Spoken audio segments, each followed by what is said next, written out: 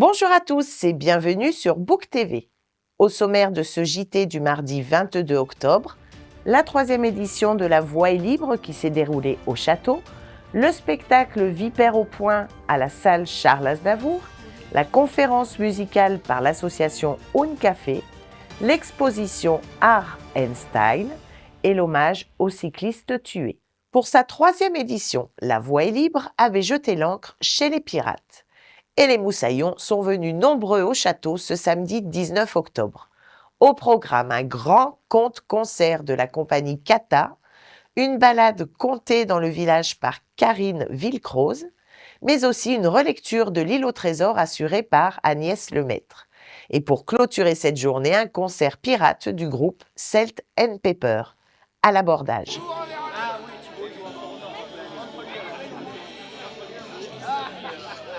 La Voix est libre, c'est une grande journée consacrée au conte et à l'imaginaire sous toutes ses formes. L'idée de cette année, c'est que le château a été envahi par les pirates et les pirates sont à Bouc-Béliard pour recruter leurs nouveaux équipages et les équipages vont s'affronter tout l'après-midi. Et en plus de tout ça, on va également proposer des temps forts tout l'après-midi. Donc un premier temps fort qui se déroule juste derrière moi en ce moment, c'est Agnès Lemaître qui raconte l'île au trésor. Déjà, je ne savais pas à quelle jambe c'était, à la gauche, à droite. Tu m'avais rien dit. Et c'était une demi-jambe. T'as été touché? À la base du gène, c'est du jeu de rôle grandeur nature. Donc le but, c'est de se retrouver dans un espace naturel, de porter des costumes, d'incarner des personnages.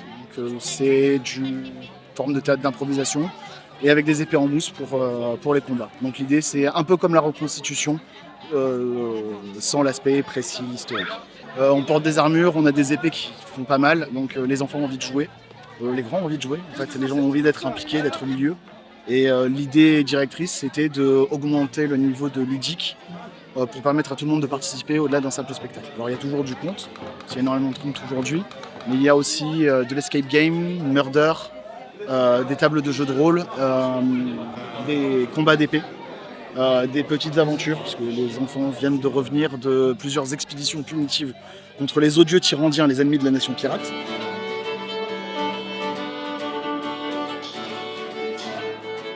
Petit moment très sympathique en famille.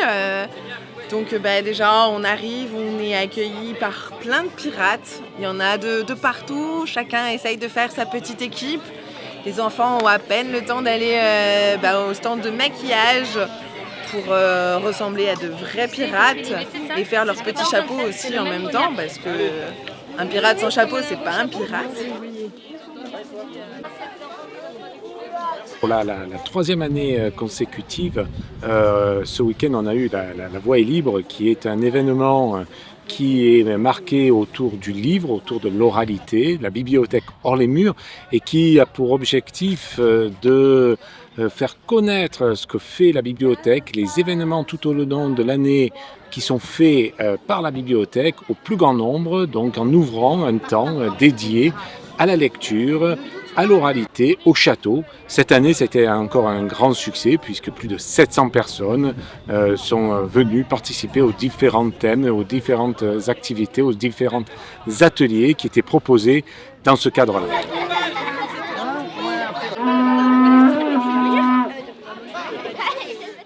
Vendredi 11 octobre, la salle Charles Aznavour a fait salle comble, Vipère au point. Ce célèbre roman a été adapté pour la première fois au théâtre. Dans un seul en scène, à la fois violent et drôle, ce grand classique de la littérature française a pris vie à Bouc-Béliard. Une performance aiguisée, un cri de révolte qui bouleverse les conventions familiales.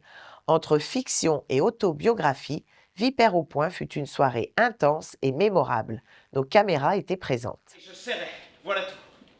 Cette détente brusque en ressort de montre qui saute. On a adapté le texte de Bazin pour en faire un seul en scène que j'interprète donc, et où on a essayé de respecter un peu la colonne vertébrale du roman et de raconter un petit peu l'essence du roman, même si on a dû enlever plein de petits bouts. 1922, où j'étouffais les vipères, nous étions, Freddy et moi, confiés à la garde de notre grand... Et donc c'est ce roman et donc ce spectacle qui sont autobiographiques, puisque ça s'inspire de la vie d'Hervé Bazin et qui parle de l'enfance terrible qu'il a eue avec une mère affreuse, une femme sournoise, méchante, complètement dictatorial. Jacques, vos enfants se moquent complètement du périmètre que nous leur avons assigné. Qui a rendu vraiment son enfance très très difficile à lui et à ses frères. Et ce qui est intéressant avec ce texte, c'est ce qu'on a essayé de garder dans le spectacle, c'est que c'est pas juste l'histoire d'un enfant qui est battu et qui est une victime, c'est l'histoire d'un enfant qui a réussi à trouver le moyen de devenir lui-même un égal de sa mère qui l'oppresse et qui est très méchante et très violente avec lui, c'est-à-dire qu'il arrive à se mettre sur un pied d'égalité avec elle au bout d'un moment, il arrive à rendre les coups, et ça devient une véritable partie d'échec guerrière entre lui et sa mère. Alors c'est très triste parce que du coup ça raconte un enfant qui est privé de son innocence et de la bienveillance et de la tendresse qu'on doit donner à tous les enfants. C'est aussi très drôle parce que Hervé Bazin l'a écrit avec beaucoup d'humour noir, beaucoup de cynisme, puisque le personnage est devenu adulte quand il raconte l'histoire, on entend qu'il a un décalage par rapport à ce qui s'est passé, et même s'il se replonge très violemment dans ses souvenirs par moments, il a aussi à d'autres moments un peu de recul sur lui, sur ses frères, sur ses parents, sur tous les personnages de cette famille dont il apprécie beaucoup se moquer.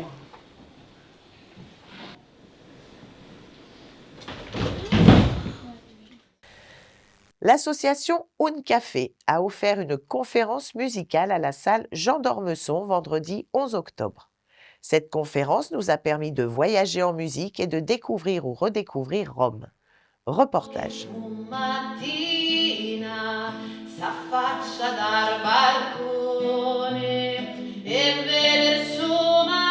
Nous venons de quitter Francesca Del Bianchi, une Romaine qui nous a fait une promenade merveilleuse en chanson dans Rome. C'était bien sûr dans le cadre de Un Café. Un Café est né en 2018 et nous avons plus de 70 membres chaque année.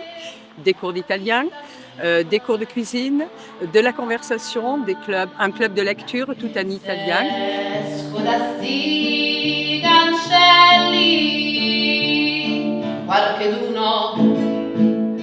Je remercie toutes ces personnes qui se sont vraiment bougées ce soir, venues pour écouter ce superbe récital, spectacle à la guitare avec Francesca Del Bianchi. Et moi, je suis très fière et très contente de cette association et des membres qui la dirigent. Je vous dis bonsoir et soyez bercés par cette belle soirée.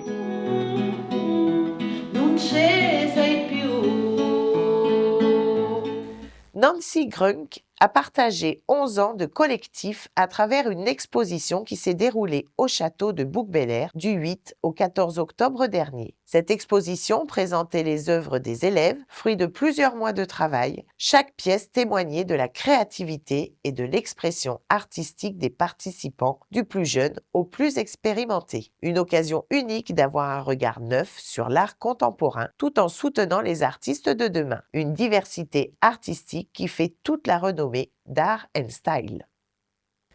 Une minute de silence a été organisée samedi 19 octobre à 17h45 dans plusieurs villes de France pour rendre hommage à Paul Varry, un cycliste mort écrasé par un automobiliste 4 jours plus tôt à Paris. À Bouc-Bel-Air, cet appel a été relayé par l'association Adava et la mairie. Une cinquantaine de bouquins de tout âge ont répondu présents.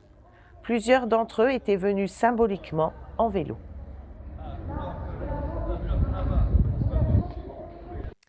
Voilà, c'est tout pour ce JT. On se retrouve mardi prochain. Bonne semaine à tous.